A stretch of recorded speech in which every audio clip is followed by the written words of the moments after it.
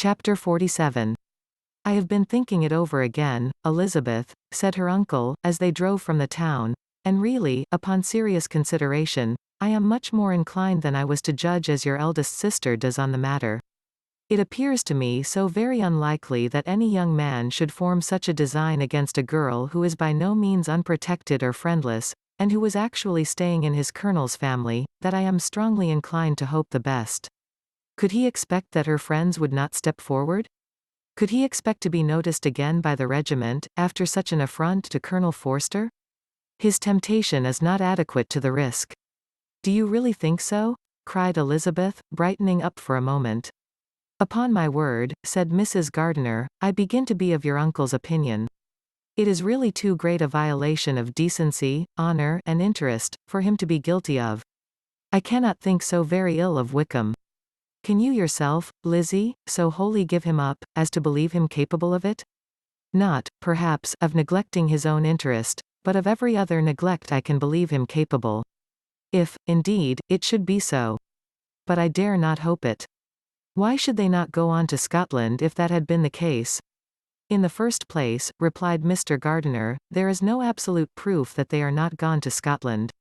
Oh, but their removing from the chaise into a hackney coach is such a presumption. And, besides, no traces of them were to be found on the Barnet road. Well, then, supposing them to be in London. They may be there, though for the purpose of concealment, for no more exceptional purpose. It is not likely that money should be very abundant on either side, and it might strike them that they could be more economically, though less expeditiously, married in London than in Scotland. But why all this secrecy? Why any fear of detection? Why must their marriage be private? Oh, no, no, this is not likely. His most particular friend, you see by Jane's account, was persuaded of his never intending to marry her. Wickham will never marry a woman without some money. He cannot afford it. And what claims has Lydia? What attraction has she beyond youth, health, and good humor that could make him, for her sake, forego every chance of benefiting himself by marrying well? As to what restraint the apprehensions of disgrace in the corps might throw on a dishonorable elopement with her, I am not able to judge, for I know nothing of the effects that such a step might produce. But as to your other objection, I am afraid it will hardly hold good. Lydia has no brothers to step forward, and he might imagine, from my father's behavior, from his indolence and the little attention he has ever seemed to give to what was going forward in his family, that he would do as little, and think as little about it, as any father could do, in such a matter. But can you think that Lydia is so lost to everything but love of him as to consent to live with him on any terms other than marriage? It does seem, and it is most shocking indeed, replied Elizabeth, with tears in her eyes, that a sister's sense of decency and virtue in such a point should admit of doubt. But, really, I know not what to say. Perhaps I am not doing her justice. But she is very young, she has never been taught to think on serious subjects, and for the last half-year, nay, for a 12-month, she has been given up to nothing but amusement and vanity. She has been allowed to dispose of her time in the most idle and frivolous manner, and to adopt any opinions that came in her way. Since the Shire were first quartered in Meryton, nothing but love, flirtation, and officers have been in her head. She has been doing everything in her power by thinking and talking on the subject, to give greater, what shall I call it? Susceptibility to her feelings, which are naturally lively enough. And we all know that Wickham has every charm of person and address that can captivate a woman. But you see that Jane, said her aunt, does not think so very ill of Wickham as to believe him capable of the attempt. Of whom does Jane ever think ill? And who is there, whatever might be their former conduct, that she would think capable of such an attempt, till it were proved against them? But Jane knows, as well as I do, what Wickham really is. We both know that he has been profligate in every sense of the word, that he has neither integrity nor honor, that he is as false and deceitful as he is insinuating. And do you really know all this? Cried Mrs. Gardiner, whose curiosity as to the mode of her intelligence was all alive. I do indeed, replied Elizabeth, coloring. I told you, the other day, of his infamous behavior to Mr. Darcy, and you yourself, when last at Longbourn, heard in what manner he spoke of the man who had behaved with such forbearance and liberality towards him. And there are other circumstances which I am not at liberty, which it is not worthwhile to relate, but his lies about the whole Pemberley family are endless. From what he said of Miss Darcy I was thoroughly prepared to see a proud, reserved, disagreeable girl. Yet he knew to the contrary himself. He must know that she was as amiable and unpretending as we have found her. But does Lydia know nothing of this? Can she be ignorant of what you and Jane seem so well to understand? Oh, yes. That is the worst of all. Till I was in Kent, and saw so much both of Mr. Darcy and his relation Colonel Fitzwilliam, I was ignorant of the truth myself. And when I returned home, the Shire was to leave Meryton in a week or fortnight's time. As that was the case, neither Jane, to whom I related the whole, nor I, thought it necessary to make our knowledge public, for of what use could it apparently be to anyone, that the good opinion which all the neighbourhood had of him should then be overthrown? And even when it was settled that Lydia should go with Mrs. Forster, the necessity of opening her eyes to his character never occurred to me. That she could be in any danger from the deception never entered my head. That such a consequence as this could ensue, you may easily believe, was far enough from my thoughts. When they all removed to Brighton, therefore, you had no reason, I suppose, to believe them fond of each other. Not the slightest. I can remember no symptom of affection on either side, and had anything of the kind been perceptible, you must be aware that ours is not a family on which it could be thrown away.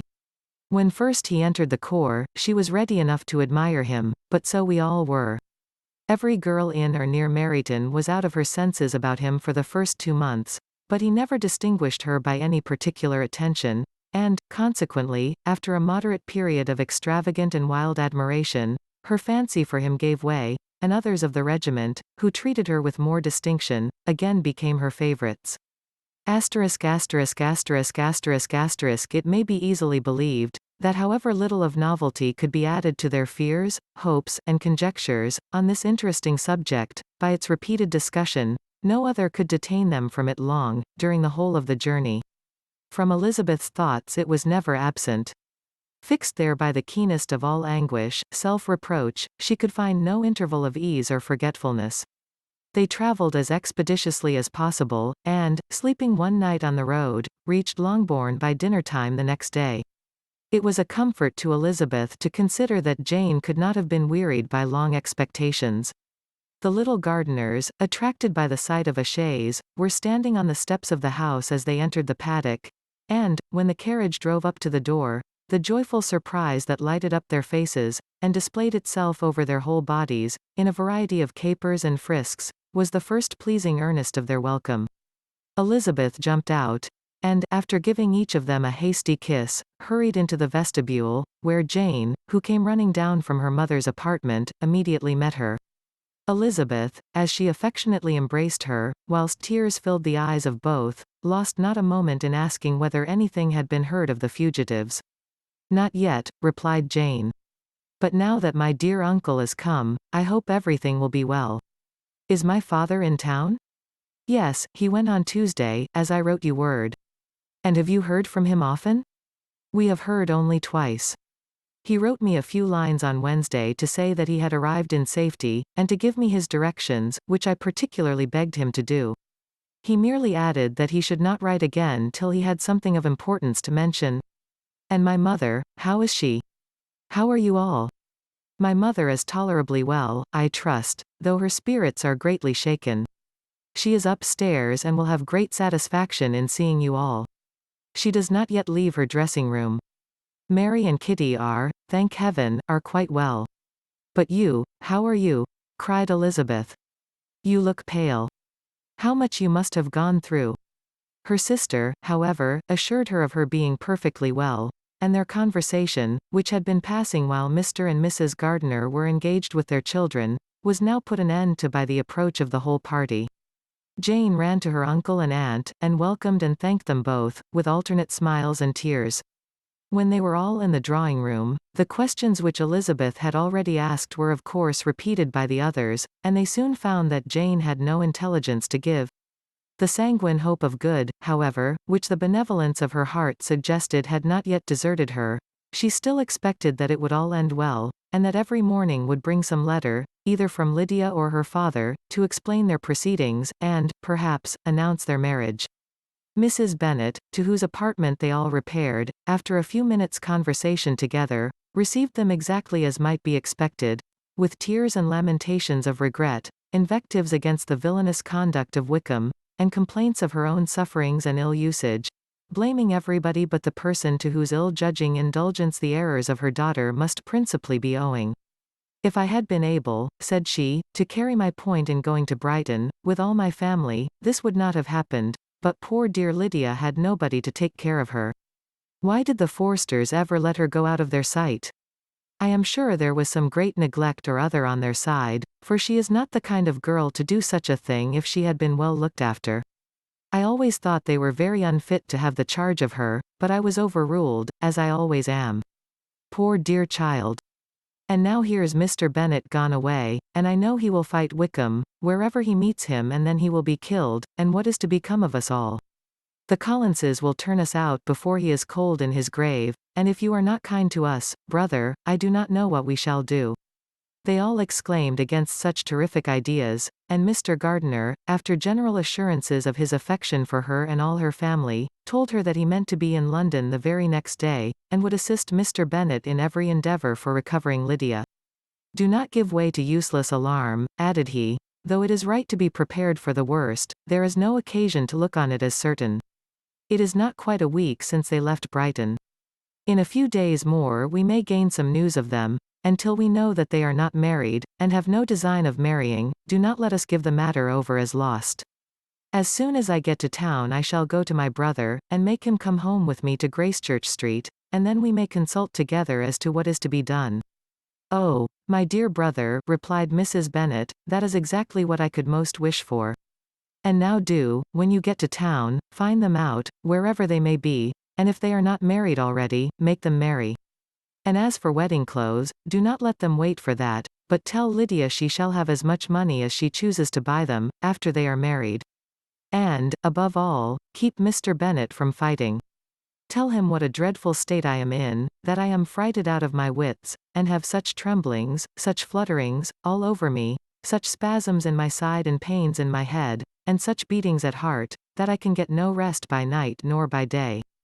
And tell my dear Lydia not to give any directions about her clothes till she has seen me, for she does not know which are the best warehouses.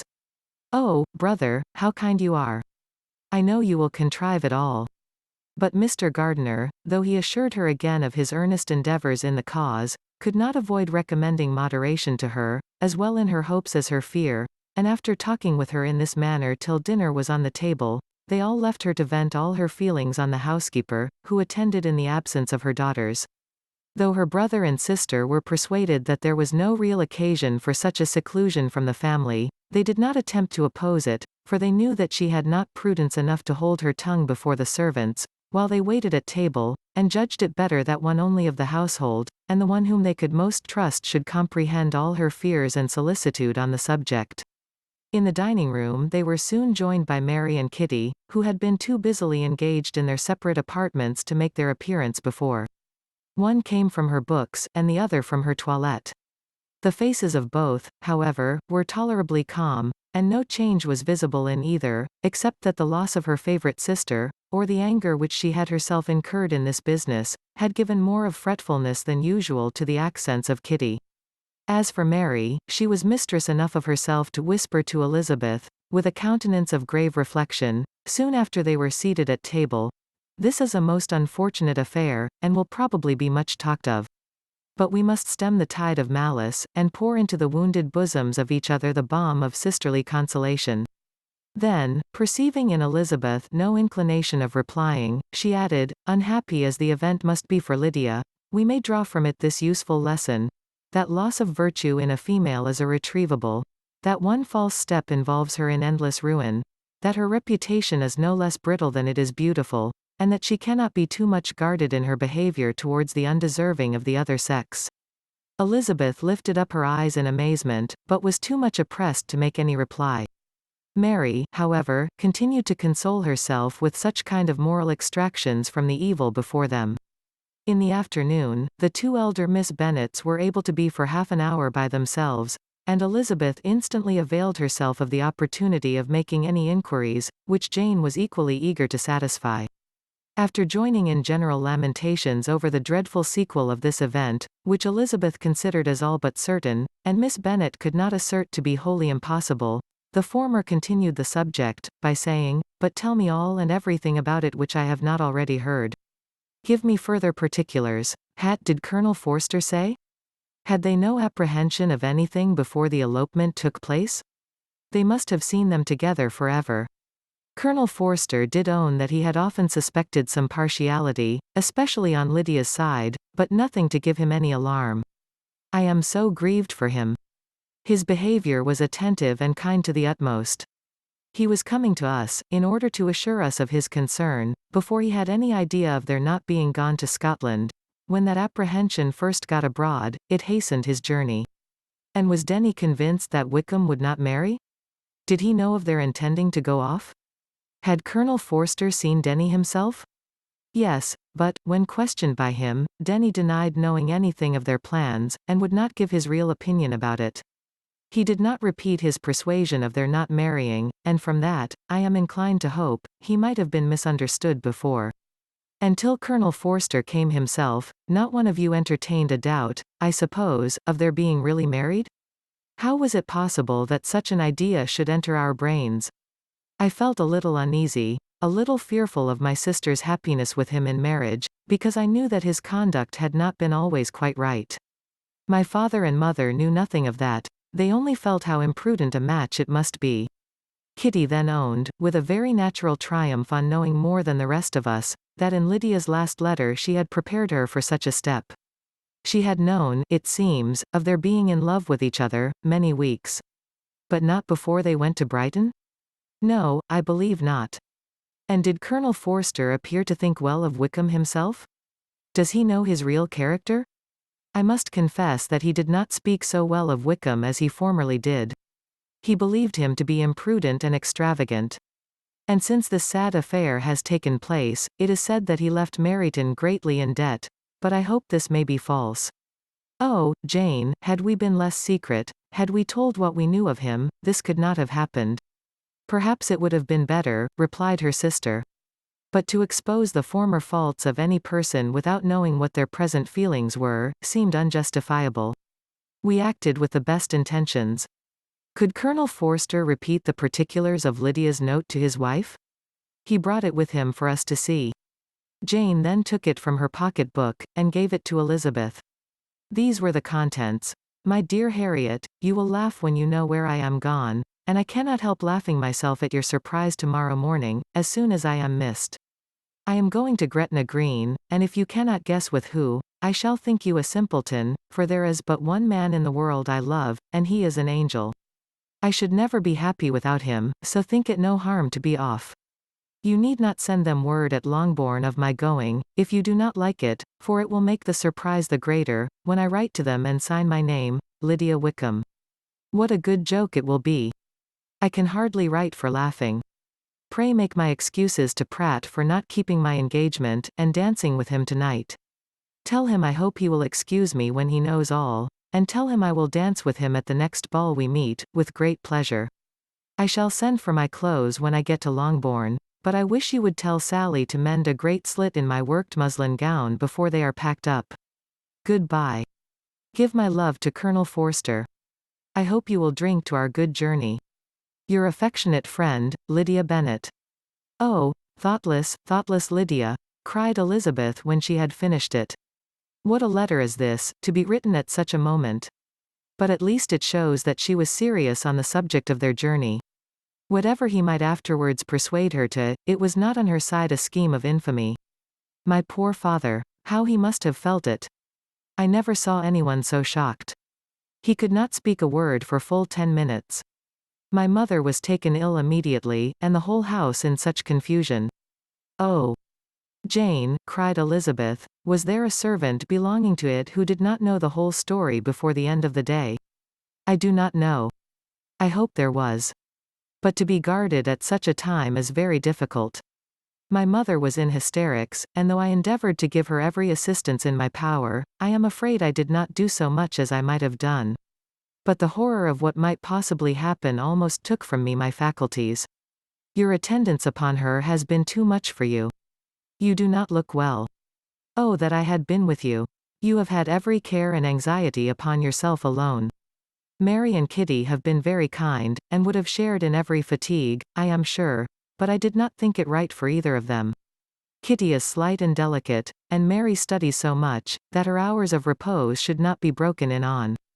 My Aunt Phillips came to Longbourn on Tuesday, after my father went away, and was so good as to stay till Thursday with me. She was of great use and comfort to us all. And Lady Lucas has been very kind. She walked here on Wednesday morning to condole with us, and offered her services, or any of her daughters, if they should be of use to us. She had better have stayed at home, cried Elizabeth. Perhaps she meant well, but, under such a misfortune as this, one cannot see too little of one's neighbors. Assistance is impossible, condolence insufferable. Let them triumph over us at a distance, and be satisfied. She then proceeded to inquire into the measures which her father had intended to pursue, while in town, for the recovery of his daughter. He meant, I believe, replied Jane, to go to Epsom, the place where they last changed horses, see the postilions and try if anything could be made out from them. His principal object must be to discover the number of the hackney coach which took them from Clapham. It had come with a fare from London, and as he thought that the circumstance of a gentleman and ladies removing from one carriage into another might be remarked, he meant to make inquiries at Clapham. If he could anyhow discover at what house the coachman had before set down his fare, he determined to make inquiries there, and hoped it might not be impossible to find out the stand and number of the coach. I do not know of any other designs that he had formed, but he was in such a hurry to be gone, and his spirits so greatly discomposed, that I had difficulty in finding out even so much as this.